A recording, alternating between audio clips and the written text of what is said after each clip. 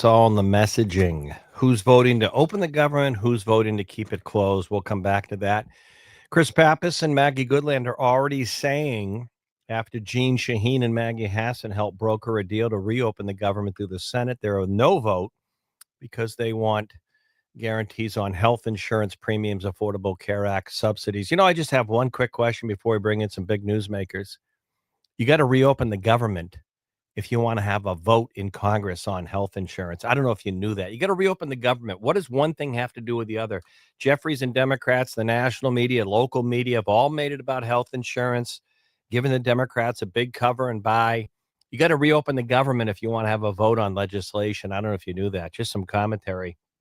Hey, Google, hey, Alexa, play the pulse of an age. But paying federal workers, yesterday was Veterans Day, paying the military, paying the FAA air traffic controllers, paying federal workers, paying the civilian shipyard workers at the Portsmouth Naval Shipyard. Isn't that important? Anyway, we're going to come back to that. But, this shutdown may be remembered in the midterm elections. It may have ramifications. We're not sure. People have short memories, but the U.S. Senate race is a big one here. And Chris Pappas is all in as a Democrat, favored to win that primary, but may be concerned about the far left liberal side of his own party in today's vote. But John Easton, a new Republican, back on the show this morning, commenting on the government shutdown, the expected House vote this afternoon. Mr. Sununu, good morning. Okay, thanks. What are your thoughts on how the Democrats here were quick to come out? Chris Pappas, Maggie Goodlander, even Stephanie Shaheen, a Democrat who's running the first district, saying, no, we can't support that Senate deal. But isn't it really about reopening the government?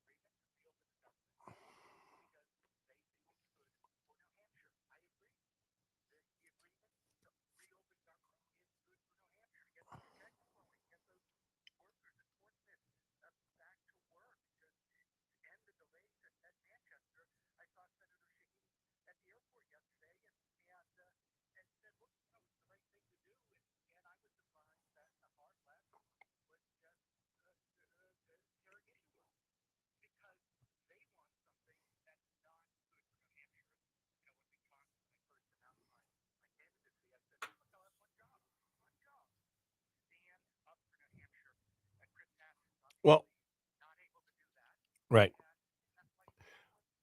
Let me ask you this, John Easton, a Republican candidate, U.S. Senate. Good morning, New Hampshire, the pulse of an age. Chris Pappas and the Democrats who can't vote to reopen the government states because, 10 or 15 million people are going to be thrown off health insurance. How do you respond to that when someone asks you that out at an event? Are they right or wrong when they say that?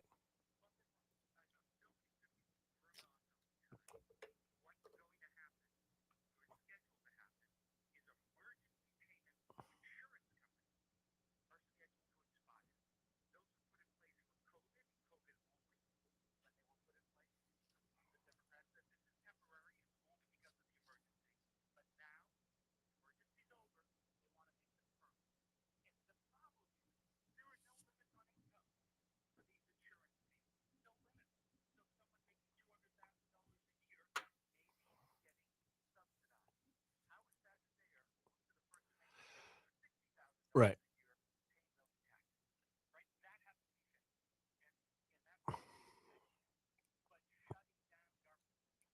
Right. I want to ask you this, and I know it's speculation, but you're running in this race. Chris Pappas is the favorite Democrat. He does have at least one challenger, maybe more, that are more liberal left. And he, when I asked Chris Pappas weeks ago, it might have been, I don't know, when you were getting to this, I said, when the mayor's race in New York City was going on before the recent election, I said, you look at the Democrat mayor who's probably going to win this thing, overt socialist, and very progressive left. Do you support that? He said, Jack, I'm a New Hampshire Democrat. I mean, I'm paraphrasing. His basic answer was, I'm a New Hampshire Democrat focusing on New Hampshire issues and more in the frame of a Senators Hassan or Shaheen.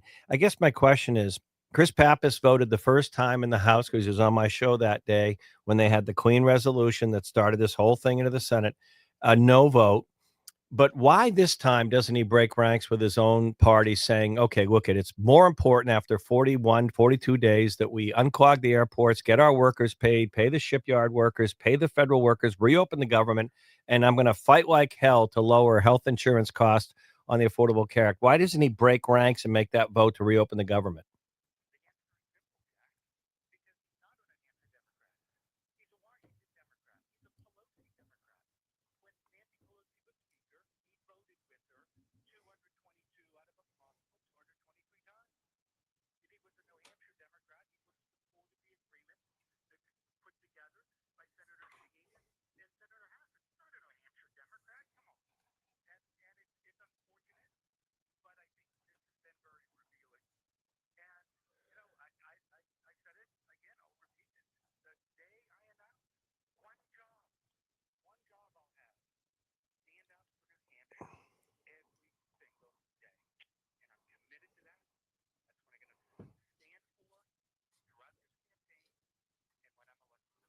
All right, Johnny Sununu joining us live this morning. Good morning, Hampshire, the Pulse of an Age. Thank you.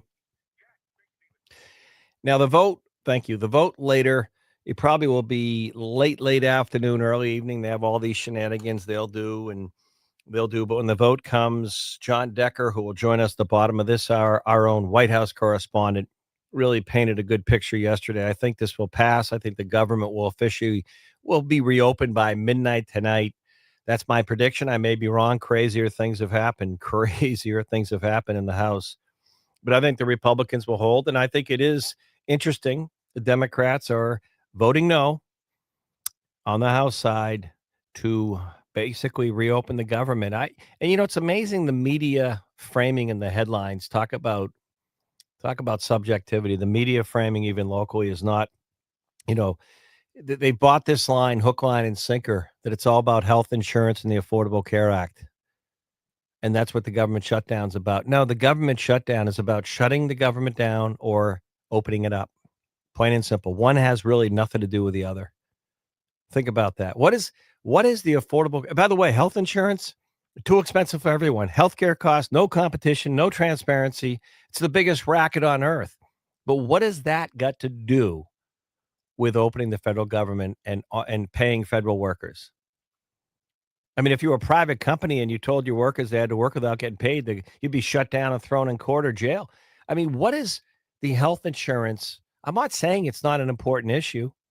Democrats are going to make it. This whole thing I said from the very beginning weeks ago when the government shutdown happened in the Senate, I said, this is all about midterm politics, midterm election. Democrats are going to make it all about health insurance. And that's a good debate to have. It really is. But what has it got to do with reopening the government? And by the way, you legal media, political scholars out there, if you want to have a vote on the subsidies for the Affordable Care Act, the government, Congress has to be open to have the vote. You just can't get from a minority leader, Jeffries or Speaker Johnson, hey, we're going to vote to do this. You got to be open to vote on it. No one points that out in the media because it doesn't fit the narrative. Blame the Republicans. Who's reopening the government? Who is reopening the government today? Here's a quiz question, folks. Who's reopening the government? It will be the Republicans in the House, the Republicans in the Senate, and 8 senators, including New Hampshire Democrat Senators Jeanne Shaheen and Maggie Hassan, and Senator King out of Maine, and a handful of others. That's who's reopening the government. That's who's reopening the government. Who's voting to keep the government closed? That's the quiz question. Who's voting to keep the government closed? That's the headline. I guess if it doesn't fit your narrative, it isn't. Some commentary, 603-228-2080. Our poll question up on X, by the way, has to do with all this mess, and that is the government shutdown, air travel. And the poll question up on X of the Pulse of an Age. Do you think even if the government reopens tonight, do you reopens? Do you think the chaos and the cancellations, what 1,500 yesterday, are going to even out before Thanksgiving? In other words, are you still nervous about the mess at the airports because of all this? Yes or no? That poll question's up. We'll have results from yesterday in a bit. Coming up, Scott Brown, Republican, running in the U.S. Senate as well. His thoughts on the vote in the House this afternoon, as well as the government shutdown and more. We'll update you on some affordable housing tips and things you can do. We have some of the most unaffordable housing in the region, in the country. How do we make it more affordable? Some solutions and answers. We thank our friends at Ledyard Bank. By the way, our poll question is brought to you by Alpine Gold. You want to buy gold or silver, not a bad investment with all the paper and debt and everything else. You can do it easily. Just go to alpinegold.com, alpinegold.com, and at checkout, put in the Pulse as one word, the Pulse. Free shipping, and you can join the Pulse. Easy to do. Alpine Gold. We'll be back on the Pulse of an H in a moment.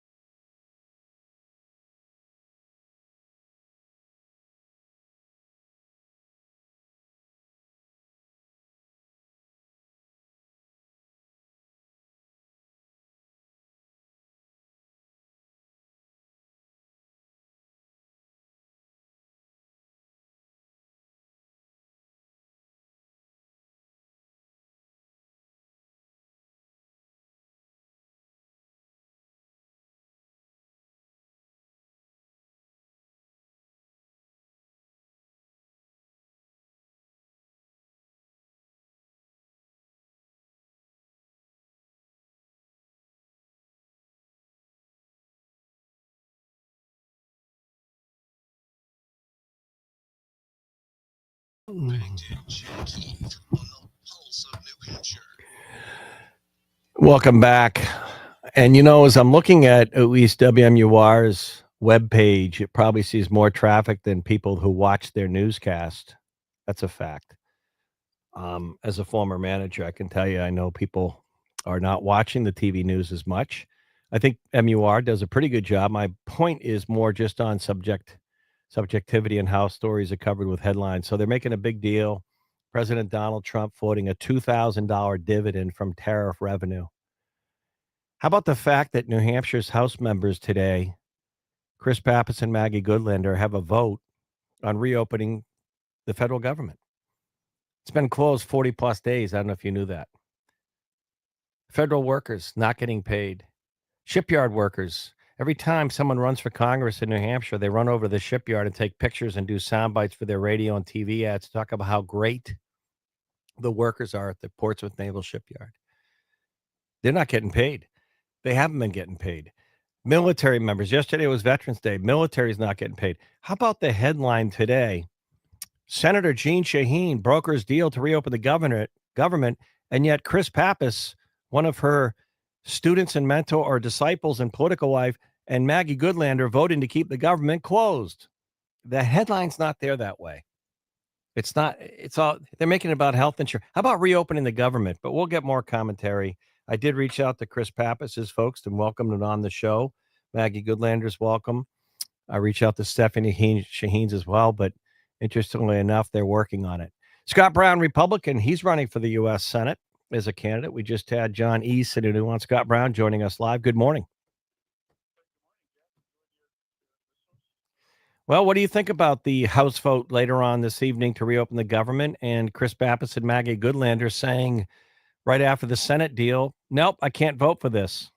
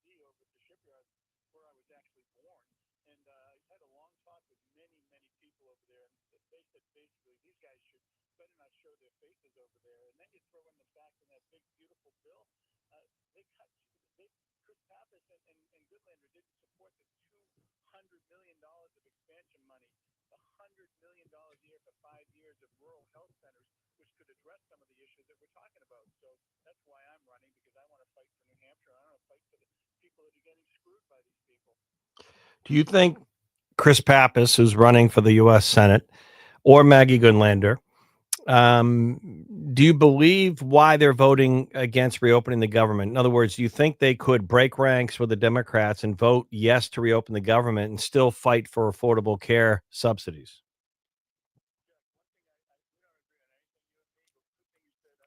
Well, you're saying we don't agree on anything?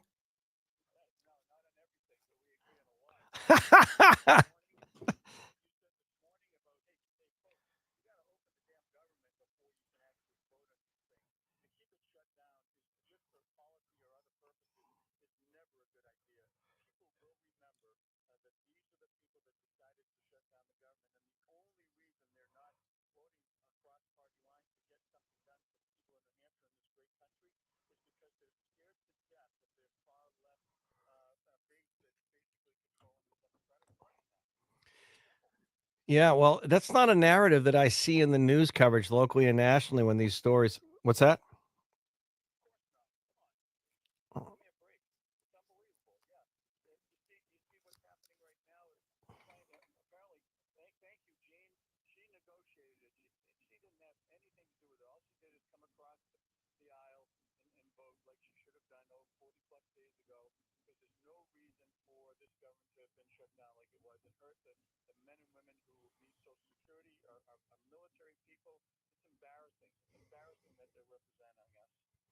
All right. So, do you expect Republicans will hold together and reopen the government tonight?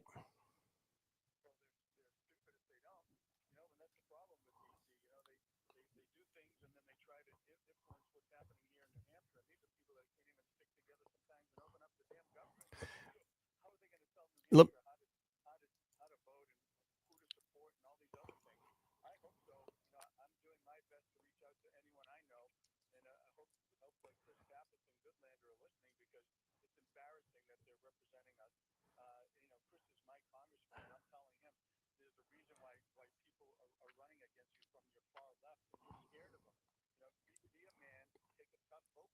right, right. Hey, let me ask you this. I think you and Johnny Sununu, Republican opponents in this primary, respect each other and all that, but I think you largely agree on the House vote today and the New Hampshire's Democrat members voting no to reopen the government. But just curious, as this race emerges, what's one policy area that you and Sununu differentiate on?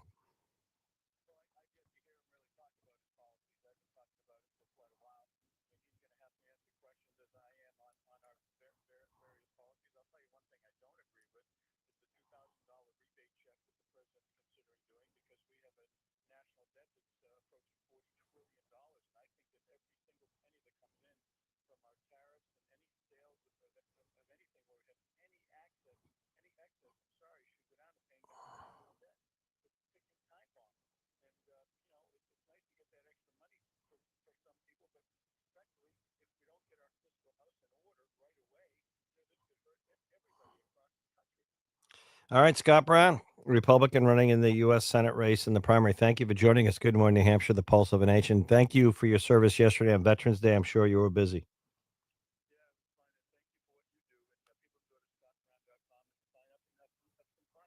All right, we're going to take a quick break, bottom of the hour. Excuse me. Hey, Google. Hey, Alexa.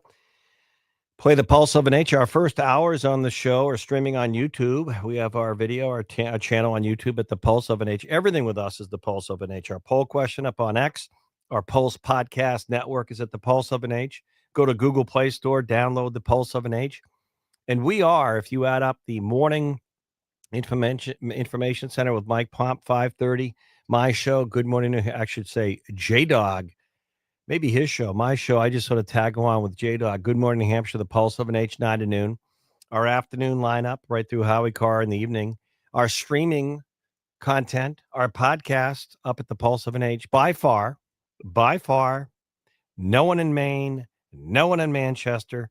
By far, like by far, more local live news coverage and news talk available for you. More audio, more numbers, more people listening, streaming, easy to do. Any smart device, 9 to noon. Hey, Alexa. Hey, Google.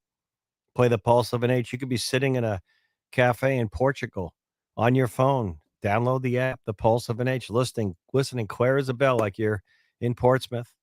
Hey, Google, hey, Alexa, play the Pulse of an H. We'll be back. Bob Jackman, Laval Middleton Building Spy. An important update from the Manchester VA coming up.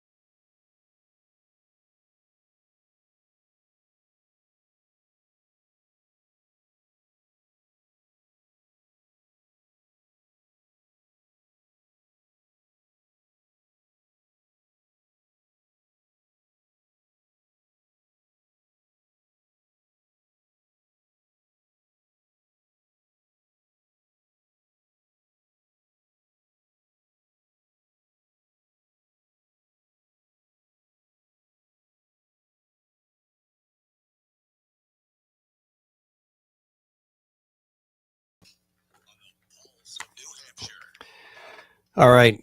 I've gone by, it was interesting on my travels. I think it was Monday. I went by not one, but two Laval and Middleton Building Supply locations.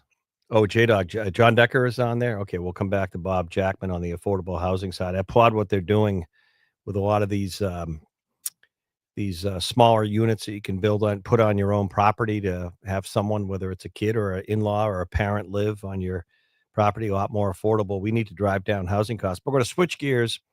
John Decker, our own White House correspondent, joining us live this morning. And I guess the real focus, John, still remains over the reality of reopening the government and the politics around it. Maybe we could start there. Good morning, John.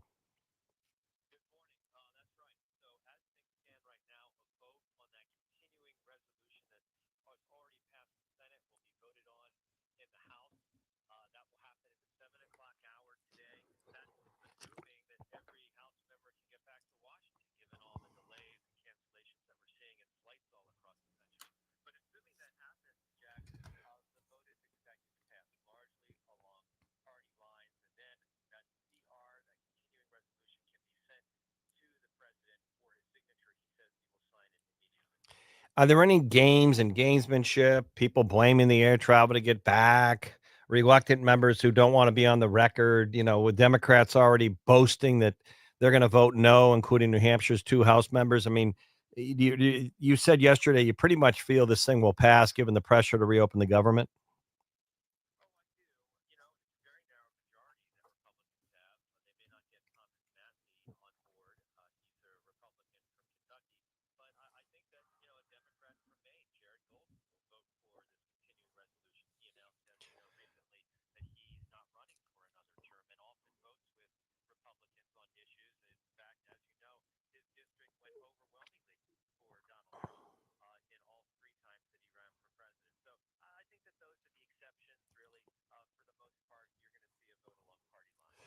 And John, you know this legally and congressionally, you know the procedure better than most. I kind of find it interesting the media coverage and how these headlines are framed, even in New Hampshire, on whether it's about health insurance and Affordable Care Act subsidies from the COVID area being basically continued. Jeffries and others saying we need to lower these, we need to continue these, we need a guarantee. But John, correct me if I'm wrong. I know the Democrats have made it all about health care. But to vote on anything regarding Affordable Care Act subsidies, to vote on anything, one would have to reopen the government for Congress to make that vote in the House and Senate. Or am I crazy?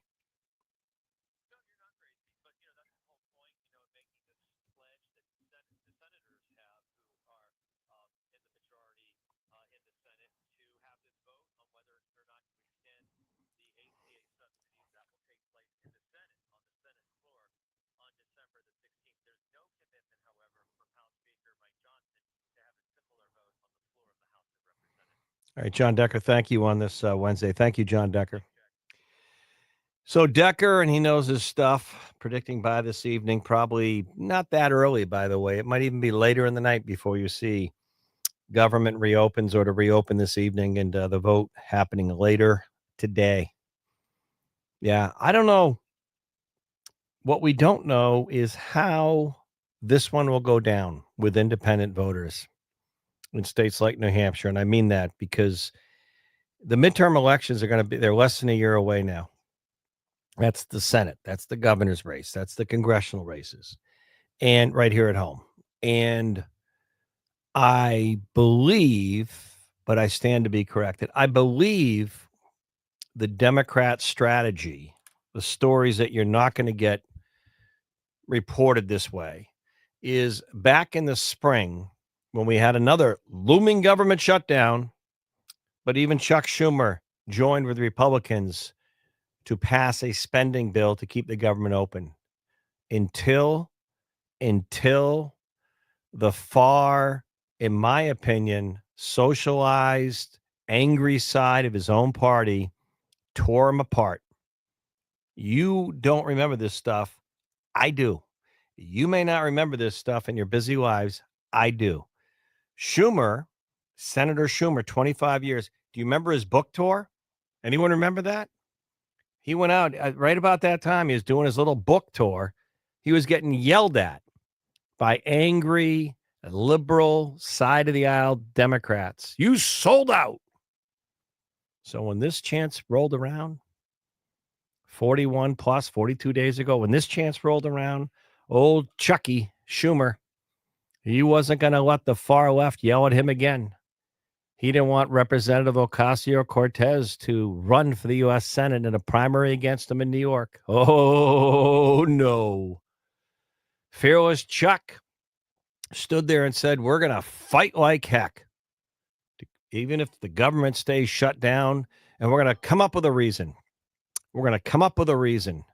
Let's go back to the COVID era Affordable Care Act subsidies, and we're going to fight like hell. We'll get Bernie on board. We're going to fight on health insurance.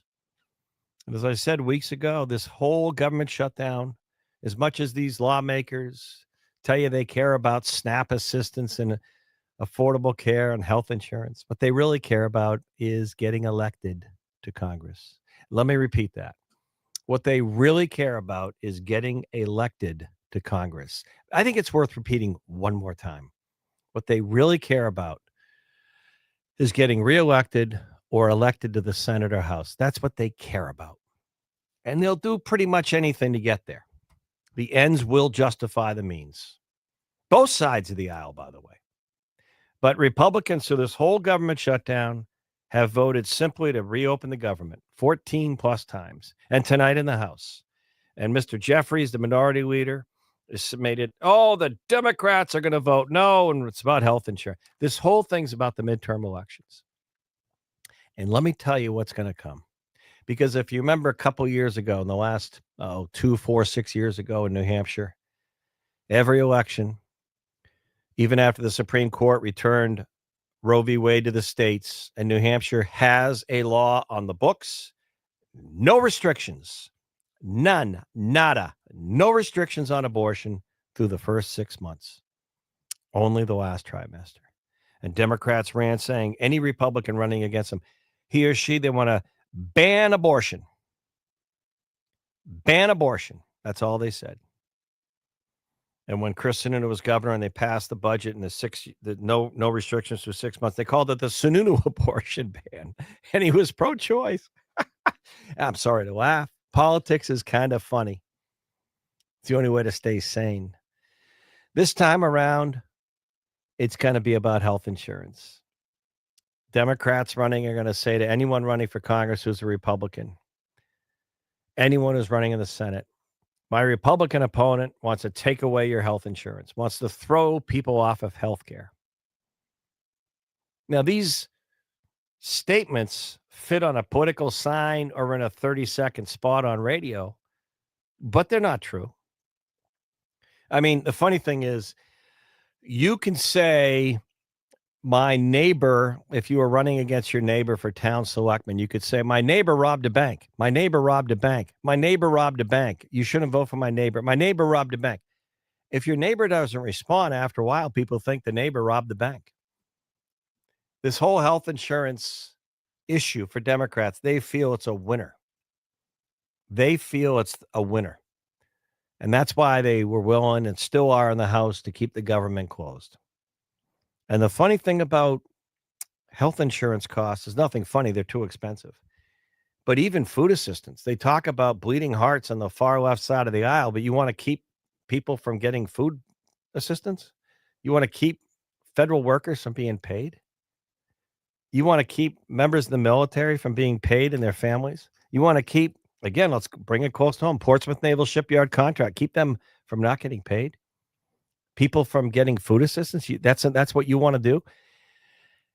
And the interesting thing is you got to reopen the government to have that vote on health insurance costs or subsidies. And I got news for you. A family who works for the federal government and requires that depends on that paycheck to pay the mortgage. I think they care more about getting paid. I think they get more about getting paid versus how much more if they're getting Medicaid or Medicare is going to cost them, or if they have to look for a job 20 hours a week or volunteer to continue to get Medicaid. I don't know if you knew that. Democrats are going to tell you that so-called one big beautiful bill is going to take away Medicaid and Medicare. First of all, do you even know what Medicaid and Medicare is? Let me tell you.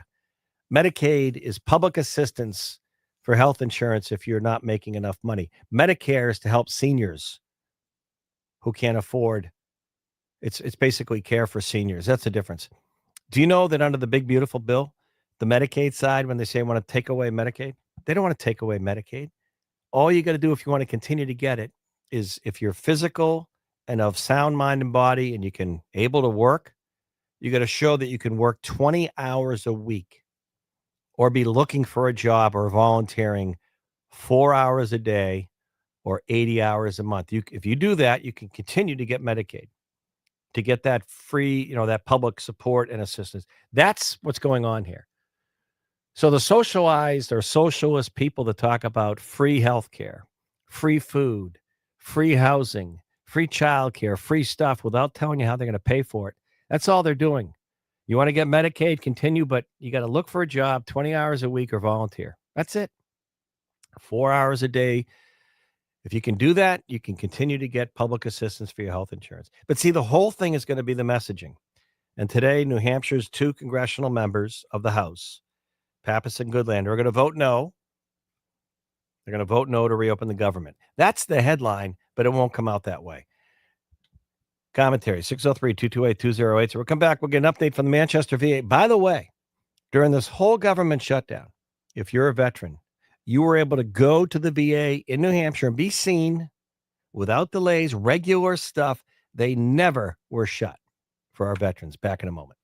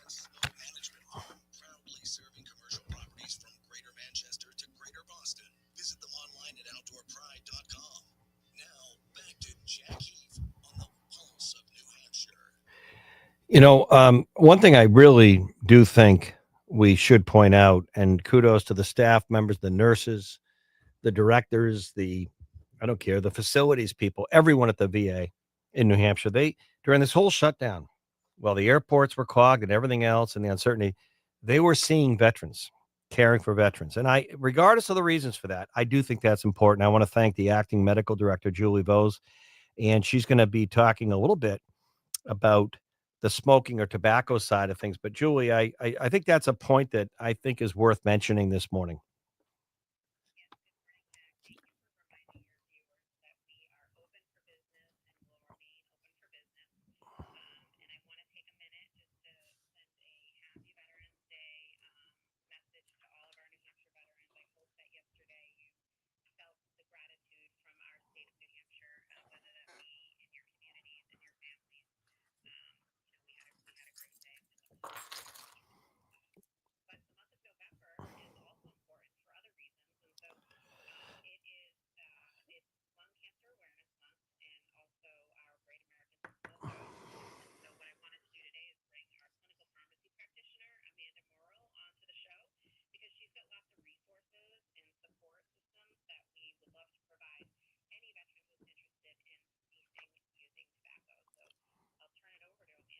Thank you, Amanda. Yeah, tell us about what you're trying to do, if what you're seeing in terms of the veterans in the system that you're trying to help. So take it away.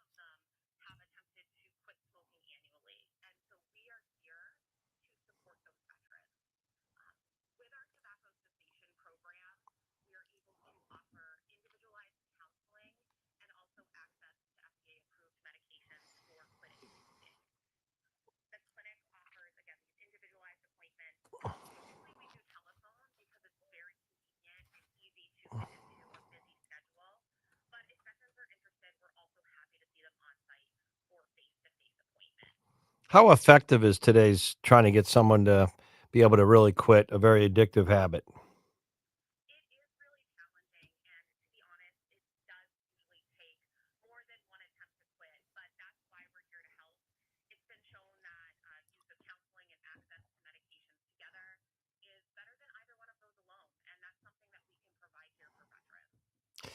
Amanda, maybe you could talk. Do you see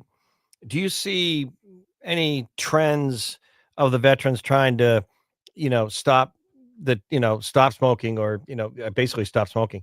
Is it generational? Do you see older veterans? Because, it wasn't many decades ago, believe it or not, you could watch an evening newscast or watch a Tonight Show and the host had a cigarette going right in the TV set. Do you see it was much more common in our parents' generations to see, adults smoking cigarettes. Do you see the generational challenge with veterans based on age or stage or not?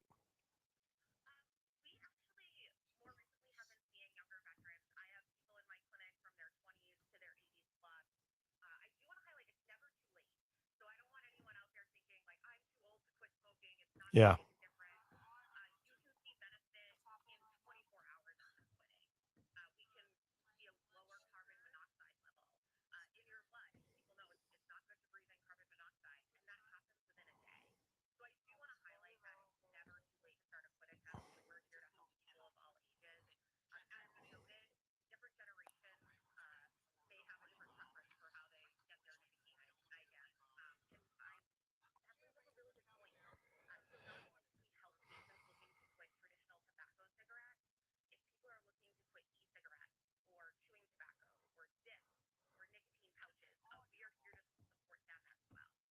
How long have you been with the VA and what brought you to kind of do what you're currently doing?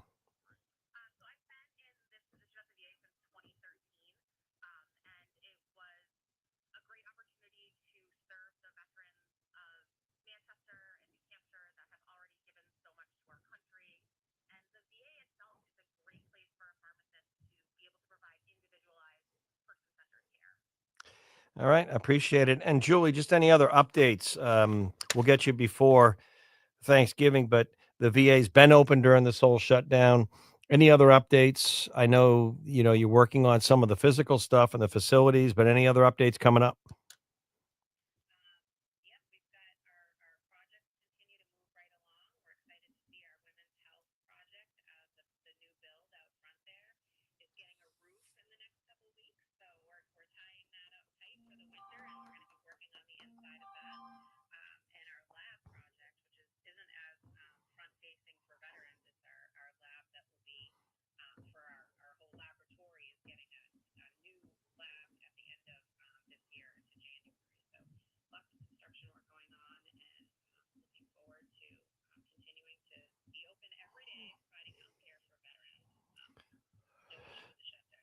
And the last thing is because yesterday on Veterans Day, I knew you were coming on today, but I had several, I think, really insightful interviews from many of the advocates in New Hampshire, wanting to, including Governor Kelly Ayotte, just talking about the state whenever there's a job opening to try and look at veterans first or with them. Any other candidate most qualified, we look at veterans. Um, and one of the things that keeps coming up is reaching the veteran who might not be current with the VA. How do you get a veteran who feels, I don't really need this support or help? My problems aren't as bad as someone else's. Um, how do we get a spouse or someone else and encourage them to come in and just check and make sure you're updated? They may not be aware of some of the new services available, new surgeries, more mental health services. How do we reach out there to convince veterans who are reluctant to even put their hand up for any support?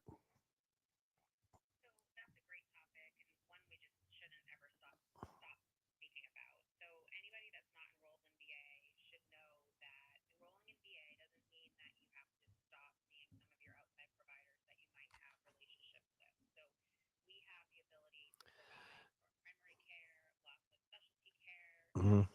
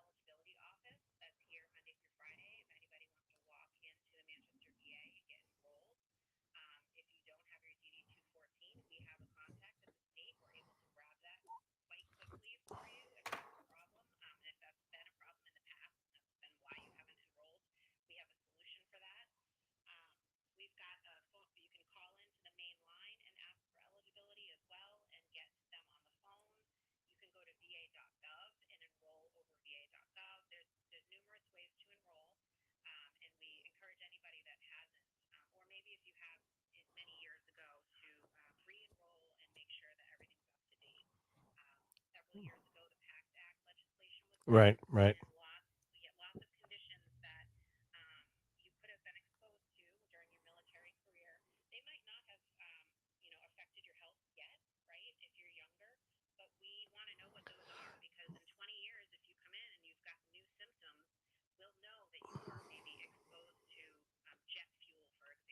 Right.